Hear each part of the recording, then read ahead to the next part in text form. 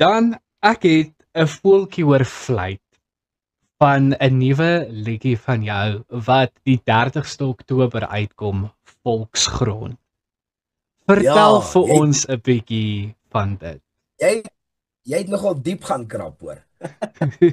Uh, ja, so kom ek vertel jou waar dit gebeur. Ek kan definitief praat oor waar dit gebeur het. So toe impulsiewe besluite uitgekom het, toe's ek in Hartbeespoort dan by 'n radiostasie. En ek is toe besig met 'n onderhoud en my niggie sê vir my, hoor hierso my neef, my vriendin het 'n klere reeks. Sy wil graag hê jy moet vir hulle 'n liedjie skryf en ek is toe okay, kom ons luister daarna. Jy weet, want dit onthou dis vir my vreemd Ja. dat mense wil hê ek moet nou vir hulle 'n song skryf, jy weet. Dit klink dit is te goed om waar te wees op daai oomblik. En ons het so 'n bietjie gepraat en dit het lank stil gelê dat ou nie by die kap van die byl kom nie. En seker so 2-3 maande terug. Toe praat ek met die vrou nou en sy sê weet jy wat, sy wil my bel, sy soek 'n onderhoud met my. Ek sê okay, cool. En ons het so 1 uur en 'n half gepraat oor die foon en toe kom en ek dink wat hulle toe wou doen, hulle wil net agterkom of ek regtig die handelsmerk kan verteenwoordig. So julle sal sien op my sosiale media, ek praat baie oor Volksgrond en my Volksgrond hemde wat ek altyd promote en goed. En maar dis toe waar die liedjie gebore is. Ek gaan nie praat waaroor die liedjie gaan op hierdie stadium nie.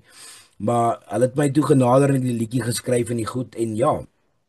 Die song release die 30ste Oktober. Ons het inteendeel gister, die 6de het ons in Pretoria het ons die musiekvideo geskiet.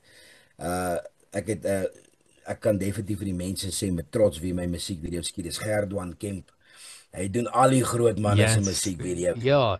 Dit was 'n massiewe eer om hulle te hê, weet hulle en die hele span. So ons was so 9 mense op set gewees. Dit was regtig 'n lekker produksie. Ons het van 12 uur gister geskiet tot gisterand so 7 uur net na 7.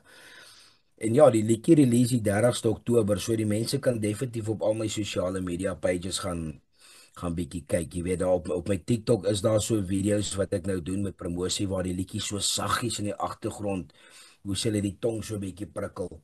Maar is vir julle wat nou al my die wat impulsiewe besluite jy maak sin en Windpomp Sherry Lady geluister het wat ek hierdie jaar vrygestel het, gaan sien dit is heeltemal 2 different style, maar dit klink nie soos 2 verskillende sangers nie, moet ek sê. Jy gaan definitief weet dis ek.